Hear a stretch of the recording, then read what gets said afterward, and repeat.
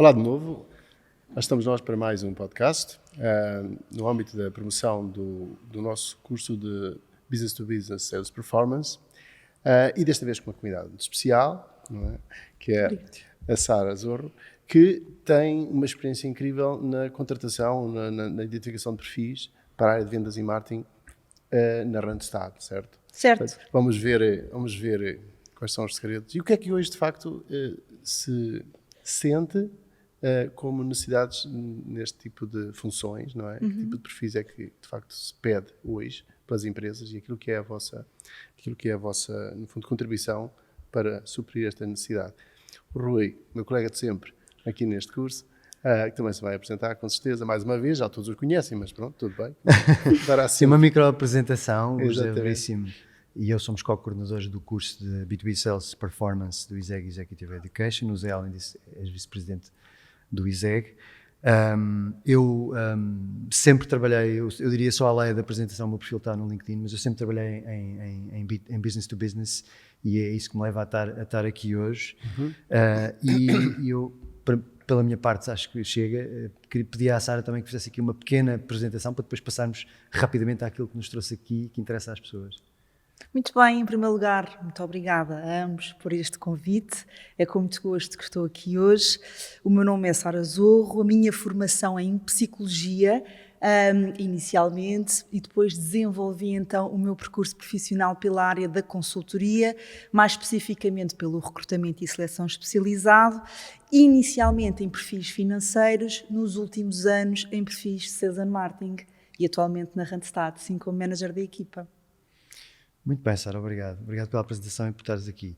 Nós estamos aqui para falar de recrutamento para uma profissão que é o vendedor B2B, o vendedor em business to business, e estamos a focar-nos um bocadinho mais neste curso e neste contexto nas vendas mais complexas, mas na realidade isto seria um bocadinho um teaser, uma provocação para começarmos a conversa. Não é bem uma profissão, porque como tu dizias outro dia, não há formação académica específica e as pessoas não saem da faculdade para ser vendedores, não é? Como é que isto afeta o recrutamento destes perfis? Certo, muito bem, as pessoas não saem da faculdade para ser vendedores, em princípio, pelo menos na grande generalidade dos casos. O que acontece é, de facto, a pessoa, a função comercial B2B é uma função com uma evolução natural. A pessoa com determinada formação académica, seja na área das engenharias, gestão, etc., entra para uma função inicialmente técnica numa empresa e depois realmente internamente sentirem que a pessoa tem as skills, depois já provavelmente falamos um bocadinho mais à frente, as skills para a função, tem então a evolução natural e depois relativamente à formação será muitas vezes dada ou pela própria empresa que contrata o colaborador, ou então o colaborador também sente necessidade de ter uma formação mais específica na área comercial e depois complementa mais à frente. Mas, em princípio, a primeira experiência profissional não é numa função comercial. Já existe, mas na generalidade dos casos, não. Não é? Não é. Ok. Eu agora perguntava-te como é que é inevitável falar um bocadinho sobre isto, da transformação digital, que a pandemia veio acelerar, não é? Como é que isto veio alterar o recrutamento? Isto alterou os perfis que são procurados? Como é que vocês viram aqui a transformação digital a provocar alterações no recrutamento e nos perfis que estão disponíveis e que são procurados pelas empresas? Certo. O perfil tem-se vindo a alterar nos últimos anos. Com a pandemia acentuou, mas pré-pandemia já sentíamos uma diferença. Sim, okay. Já sentíamos. E se calhar a diferença até começa pela mudança também no comprador. Portanto, o cliente também ele já tem mais conhecimento, então quando recorre ao comercial, ou quando é contactado ou visitado pelo comercial, também já tem mais conhecimento. Por isso, o perfil do comercial alterou-se para um perfil que tem que complementar uma série de skills, portanto, as hard skills, as soft skills e também as competências tecnológicas. E, portanto, a mudança foi essencialmente para um comercial muito mais consultor, muito mais consultor, muito mais assertivo e menos agressivo, muito mais objetivo, porque a janela de oportunidade ao dia de hoje também é mais curta, não está tantas vezes ou com tanta frequência com o comprador e, portanto, quando está, se calhar aquele pitch comercial sobre os produtos ou sobre as soluções que antigamente existia, ao dia de hoje já não existe tanto, porque em princípio o comprador já tem uma série de informações sobre as coisas, então é muito mais um esclarecimento de dúvidas e a chamada venda consultiva. Exato, muito bem. Olha, na minha cabeça há aqui uma coisa que estava agora a tentar aqui magicar, que é, será que estas pessoas que são mais jovens, e jovens, pode ser até aos 70 anos, mas pronto, estou a falar de pessoas de facto que acabaram as formações há menos tempo, como é que elas, de alguma maneira, são diferentes?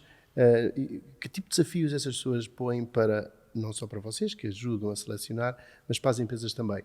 E isto, mais uma vez, contextualizado mais no B2B. Há aqui diferenças grandes entre estas pessoas mais jovens e as pessoas que já têm algum traquejo, que já estão no mercado há bastante tempo? Sim, há uma diferença geracional que é preciso lembrar. Eu acho que é muito simples e com experiência na prática eu posso explicar assim. O típico comercial B2B não descura de um bom almoço com o cliente. Valoriza este contacto presencial, nem que seja naquele momento decisivo de uma negociação, de um fecho de negócio. Talvez o comercial mais jovem nem sinta a necessidade do contacto presencial. É lá, mas isso é um desafio enorme. Sim, foram inclusivamente criadas novas funções que se verificam mais, ou mais solicitações pelas empresas ao dia de hoje, que é no comercial exclusivamente digital, que está na parte de prospecção, em que contacta o cliente através das plataformas digitais, e hoje em dia temos algumas ferramentas que são super valiosas neste trabalho, e, portanto, faz esse trabalho inicial até o agendamento de uma reunião. Às vezes, uma primeira reunião também é realizada por este perfil, os sales representative, por exemplo, e depois, no acompanhamento ao fecho do negócio e, posteriormente, gestão ativa do cliente, é elaborado por outras pessoas. E, às vezes, aqui, na mesma empresa, encontra-se as diferenças geracionais. Na primeira parte do processo está um perfil mais júnior, na segunda parte do processo está um perfil mais sénior. Curioso. É interessante, não é? Portanto, há uma especialização dos perfis que acaba também por ter algum mapeamento com as gerações e, nesse sentido, portanto, há um cenário ótimo, digamos assim, que se consegue aproveitar, digamos, um perfil mais tecnológico dos millennials, por exemplo, ou de outras gerações até mais novas, para entrar nessas funções comerciais que são mais tecnológicas, menos contacto face-to-face e presencial, não é? E depois as pessoas mais tradicionais que depois fazem esse seguimento desses inside sales, das leads que são seguidas, que são levantadas e que são entregues a esses perfis mais antigos, é isso? Sim, não lhe chamaria mais antigos. Sim, não é uma boa palavra. Talvez mais tradicionais, ou que valorizem mais, porque nós não consigo diferenciar por idades. Os perfis mais júniores, de facto, identificam-se mais com esta vertente digital, mas nós também temos perfis mais séniores, com alguma experiência de mercado, que a determinada altura também se identificaram com esta primeira parte do processo. Por que não? Claro. E, portanto, também o estão a fazer. Acho que há lugar para as pessoas sentirem com o que é que se identificam mais. Antigamente o vendedor B2B era o vendedor B2B, ia à porta fria à empresa, tentar chegar a uma reunião com o cliente. Mas agora as coisas não são assim. Existem outras ferramentas, outras estratégias de chegar ao cliente e até de ser menos insistente. Okay. E aí o que é que conta? Portanto, não estamos a falar do conhecimento específico do mercado, não estamos a falar de skills tecnológicos, estamos a falar de quê? De autoconhecimento, de também ter a capacidade de conhecer os outros, ou seja, isso também é algo que vocês procuram nos perfis, imagino. Sim, Rui, tocas aqui num ponto que é importantíssimo, que é o ponto do autoconhecimento, de facto. As competências técnicas podem não ser as mais valorizadas, mas são valorizadas. Portanto, em primeiro Conhecimento específico do mercado. do negócio, do negócio, ok? exatamente. Precisamente para esta venda consultiva. É mais fácil um engenheiro falar com um engenheiro porque falam a mesma língua e, portanto, a familiarização com aquilo que o cliente pode necessitar ajuda. Isso é algo que os clientes vos pedem, não é? Portanto, tem que ter um conhecimento específico. É algo que o cliente nos pede, e numa primeira pesquisa de candidatos ou de referências, muitas vezes partimos por aqui, mas muitas vezes não é o decisor. As soft skills continuam a ser as grandes decisoras, diria eu. No processo de seleção dos vendedores. Sim, continua-se a valorizar muito a questão da confiança, da comunicação, de uma boa escuta, da assertividade e até do carisma. Isto valoriza-se. Um candidato carismático que não tenha uma profundidade técnica imensa pode ser valorizado sobre outro candidato que tenha imensa experiência, mas não tenha tanto carisma. E isto está relacionado com as soft skills, que é interessante. O tema do autoconhecimento é algo que é pessoal. A empresa pode ajudar a sensibilizar o comercial para a importância do autoconhecimento, mas não verifico um grande investimento por parte aí, não é? Por parte das empresas. Acho que aí tem que ser mesmo por parte do colaborador. Sim, como dizia o Zé, é um grande desafio, não é? Como é que vocês também conseguem identificar este tipo de características mais soft skills, mais de autoconsciência, autoconhecimento e capacidade também de perceber o outro? Como é que vocês conseguem aferir isto num candidato, não é? Essa é a minha questão. Acho que é um grande desafio, não é? Sim, sente-se. Muitas vezes sente-se. Gut feeling, o famoso gut feeling. Sim, o famoso, se bem que não tem muito científico, não é? É uma questão mesmo de feeling, mas muitas vezes quando nós perguntamos ao candidato o ponto forte dele na função que executa, às vezes dizem, o meu ponto forte é abrir uma conta, portanto trazer um cliente novo, ou o meu ponto forte é, como tenho tanta capacidade empática, consigo crescer naquele cliente que já está ativo. Perceber qual é que é o ponto forte do candidato, e isso é autoconhecimento. Quando ele não sabe identificar quais são os pontos fortes ou os pontos a melhorar, em princípio indica-nos que é preciso investir ali um bocadinho mais no seu autoconhecimento. Mas eu acho que é sempre um processo do próprio. Exato. Sim, eu acho que aqui neste aspecto há coisas que competem claramente às empresas e outras que ficam mais na esfera individual do vendedor. Há uma característica que eu me lembro de ver destacada por um autor que é o Mark Roberts, que era da HubSpot, que é a coachability, ou seja, se a pessoa está ou não está disponível para ser objeto de coaching, não é? Como é que vês esta característica? Sim, eu diria que a maioria das pessoas está disponível para ser, vou utilizar a mesma expressão, objeto de formação. Okay. Coaching, às vezes, lá está, depende da pessoa e depende também do momento, não é? Mas o coach significa, em princípio, que eu vou melhorar as minhas competências. Claro. E por isso, em princípio, todos nós queremos ser melhores. E, portanto, há a abertura para este coachability por parte do vendedor e a empresa valoriza, naturalmente. Ok. Não, diz tu. É igual. Estava aqui a fazer um rewind, a tentar. Quando se fala em recrutamento, naturalmente recrutam-se em diferentes fases da vida do vendedor, não é? Podemos recrutá-lo quando ele está a sair da universidade e quer entrar numa área comercial, mas também podemos estar a recrutar pessoas já bem mais à frente na sua carreira, às vezes mudança entre organizações, etc. Os desafios do recrutamento são completamente diferentes, não é? O que é que se procura? Essa é uma questão importante, não é? Porque naturalmente alguém não tem muito ainda para mostrar, exceto se calhar essa vontade de aprender e desenvolver e eventualmente abraçar uma área, e outras pessoas já terão que mostrar mais qualquer coisa. O que é que isto difere no recrutamento?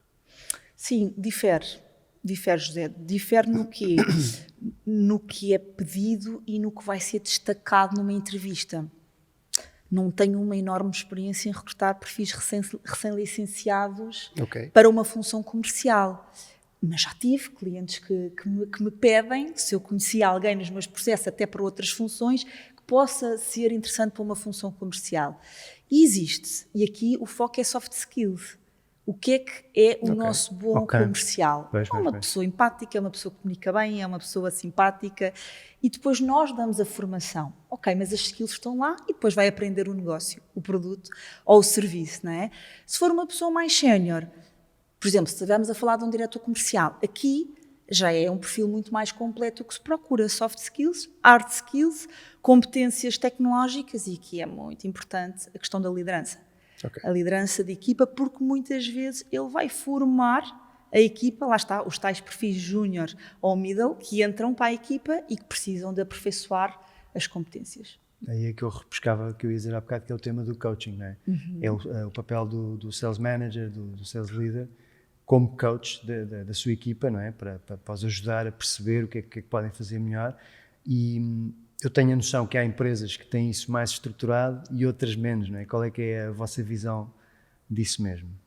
Sim, há empresas que têm, que estão muito bem estruturadas. Portanto, quando a pessoa entra no seu plano de onboarding, já está qual é que é a formação que a pessoa vai ter. Muitas vezes passa por uma formação em sala, ou então passa mesmo por formação on the job, portanto acompanham os comerciais mais séniores a reuniões, a seguir à reunião ou antes da reunião um pequeno briefing, o que é importante, o que foi importante reter, até que o comercial vai autonomamente começando ele a fazer as suas próprias reuniões, acompanhado, e no final há o ajuste que é necessário. A determinada altura, e eu acho que aqui é importantíssimo reforçar isso, há a necessidade da formação, um bocadinho mais de formação. Porque é esta área que eu quero seguir. Às vezes, temos profissionais que nos dizem: comecei pela área comercial, ou no decurso do meu desenvolvimento aconteceu eu integrar uma função comercial, mas não é por aqui que eu quero seguir. Então, em princípio, não procuram formação, naturalmente. Depois, quando existe, de facto, pessoas que se identificam com a função, que gostam de liderar e de formar, há procura de uma formação. E isso é... Então, para quem nos está a ouvir, não é, que é vendedor, o que é que as pessoas o que é que os vendedores devem procurar em termos de formação, mesmo em termos de empresas? Havendo setores que se calhar, e empresas que estão mais preparadas para isso, que têm esses planos de formação e de coaching também, são duas coisas diferentes, não é? E outras empresas que não têm, não é? E as pessoas estão um bocadinho por si próprias, não é? O que é que te parece que as pessoas deviam procurar, ou o que é que faz sentido para os vendedores nesse aspecto? No processo de autoconhecimento, eu diria que é algo que não se procura. Que a determinada altura surge uma necessidade. E eu acho que deveria ser uma coisa mais proativa. Algo que se deve procurar. O vendedor, ele próprio, não é? Sim. No que é que eu posso fazer melhor, não é? As empresas, nas avaliações de desempenho, por exemplo, muitas vezes... conversa sobre isso, eu posso melhorar aqui, mas como? Como é que eu vou melhorar? Eu acho que é nesse processo, esse como, e essa questão que muitas vezes pode ser, o autoconhecimento permite-me avaliar quais são esses pontos que eu tenho a melhorar, mas também o feedback, que é uma coisa importantíssima, o feedback dado pela empresa, em princípio pela gestão direta, é importantíssimo também para esse processo de saber no que é que eu posso melhorar. E depois, naturalmente, que cabe às empresas de formação, às universidades, perceber que metodologias mais inovadoras ou menos inovadoras, tradicionais, mas que têm sucesso, se podem implementar para que esse como seja desenvolvido. Agora eu vou fazer uma pergunta de grau 5, ok? Vamos a isso. Uma pergunta de grau 5, que é o seguinte. Bom, há sempre esta dicotomia do vendedor que trabalha com outras empresas, o B2B e o B2C, e naturalmente no B2C também há imensos vendedores que precisam lidar com o público, etc. Há uma diferença aí ou não entre eles, olhando para o perfil da pessoa que interage tipicamente com o público final, com um cliente que está numa loja, ou que seja... ou o vendedor que tem uma venda mais, diria, consultiva, que tem eventualmente menos clientes, etc. Como é que vocês veem a diferença entre estes dois tipos de vendedor? Há uma diferença de perfil de pessoa e, em princípio, também há uma diferença de motivação. O candidato, quando está em entrevista, refere-nos a minha experiência maioritariamente em B2B ou em B2C. Ou às vezes só tem experiência num tipo de target e quer ter experiência no outro. Eu diria que para um perfil mais corporativo, essa venda consultiva é fundamental. Okay? A empresa não tem tanto tempo, porque informados são igualmente. Não é? A pessoa que vai à loja, em princípio, é informada ou se pede uma ajuda, é uma coisa muito cirúrgica e rápida. Na venda complexa existe maior profundidade técnica, garantidamente. E, portanto, logo aí há uma diferença grande. Depois, há e isso é pós-pandémico, creio eu, há uma atenção maioritária por parte das empresas no que é a Customer Journey, não é? A impactar positivamente a experiência do cliente. E então há todo o trabalho feito que envolve muito comercial e que antigamente não envolvia tanto. Ao dia de hoje envolve muito. E no B2C e no B2B, é diferente a forma como se faz, mas diria que ao dia de hoje existe uma grande sensibilidade para isso. Agora, a grande diferença está num perfil mais operacional, mais corporativo, mais venda consultiva, mais imediatismo. Tem essas nuances. Respondi? Acho que sim, acho que tens positivo. Não, com certeza que respondeste. Eu já estava à espera que fosses por esse caminho, sem dúvida nenhuma. São dois perfis geralmente diferentes. Porque há na natureza, e nós já falamos nisto muitas vezes, não é? A natureza da venda é diferente. Não é? Nós todos já experimentamos isso, nós já estivemos em espaços onde é que interagimos com vendedores. A linguagem é diferente, o imediatismo é muito mais diferente. E há uma coisa que normalmente um vendedor que trabalha com clientes finais tem que assumir logo à partida, é que se eu estou lá, eu já sei imensa coisa sobre aquilo e estou lá só para confirmar 2 ou 3 coisas. No B2B é uma coisa muito mais complexa e muitas das vezes o vendedor de facto conhece muito mais a sua solução, embora o cliente naturalmente tenha um problema que ele próprio também precisa de explicar, não é? Que é uma coisa diferente. Eu diria só, e fica para outra conversa, que nós no curso pugnamos um bocadinho por explicar a diferença entre o B2B e o B2C. É muito importante mostrar isso, mas também é importante estarmos conscientes que também têm muito a aprender um com o outro, e as pessoas que estão no B2B, que vêm das experiências de consumo do B2C, cada vez mais automatizadas, cada vez mais digitais, também vão querer isso. E eu acho que os vendedores também têm um papel importante ajudar a perceber isso. Dito isto, sim, há diferenças nos perfis. Também queria só perguntar, já quase a penúltima questão, se calhar, para nos dirigirmos aqui ao tempo, que é, vocês na Randstad veem uma diferença muito grande nos perfis de vendedores B2B disponíveis aqui em Portugal e noutras geografias? Isso é um dado que podes trazer aqui para esta conversa?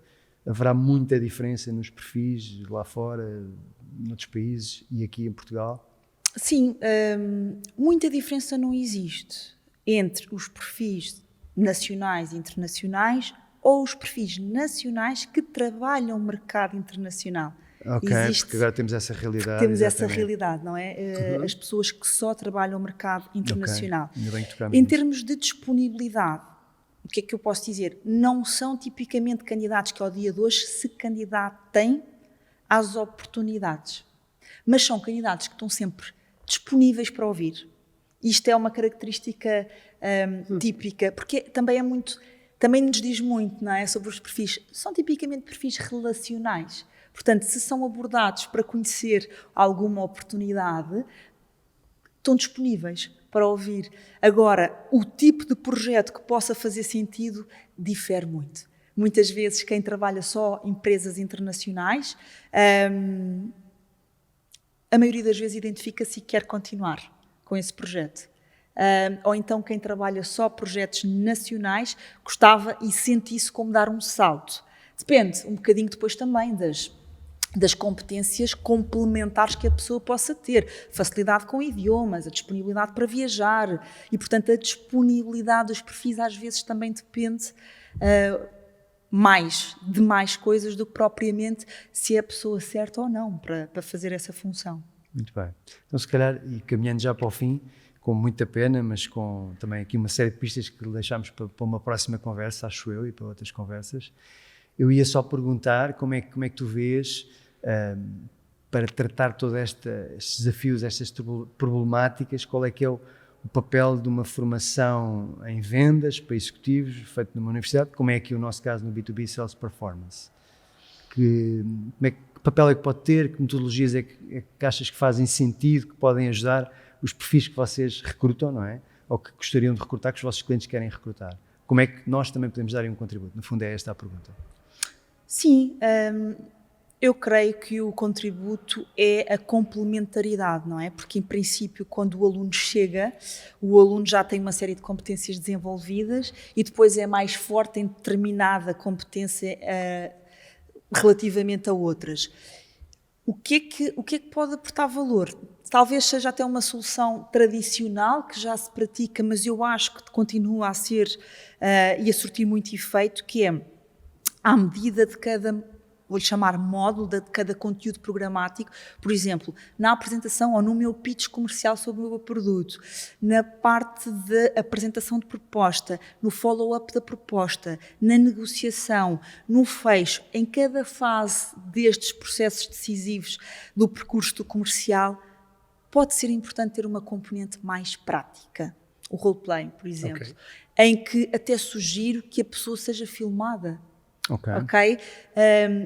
Lá está. Ajuda no processo de autoconhecimento, mas não é uma ferramenta de autoconhecimento. É uma ferramenta de consciencialização, em que permite ao aluno perceber, geralmente não gostam nada do que vêem, de nada, e depois no final da vossa formação vão perceber a evolução. E, portanto, isto é várias coisas.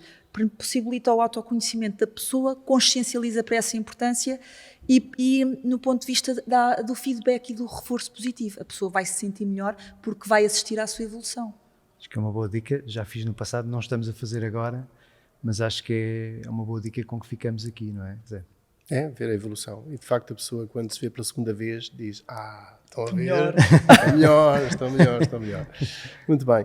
Resta-me agradecer, não é, à Sara, estar aqui connosco e partilhar a sua experiência, que é um pouco isso, não é? É disso que faz todos os dias, não é? Partilhar connosco e dar aquilo que são excelentes sugestões e aquilo que se passa, de alguma maneira, a sua reporte daquilo que se passa neste mundo do recrutamento, numa área muito específica, que é a área de vendas e marketing, e é isto que a gente faz aqui, é esclarecer e contribuir de alguma maneira para que tenhamos cada vez melhores vendedores. Melhores vendedores, exatamente. Muito obrigado, Sara, pela disponibilidade e pelas dicas. Obrigada, foi um gosto. Obrigado. Obrigada. Obrigado.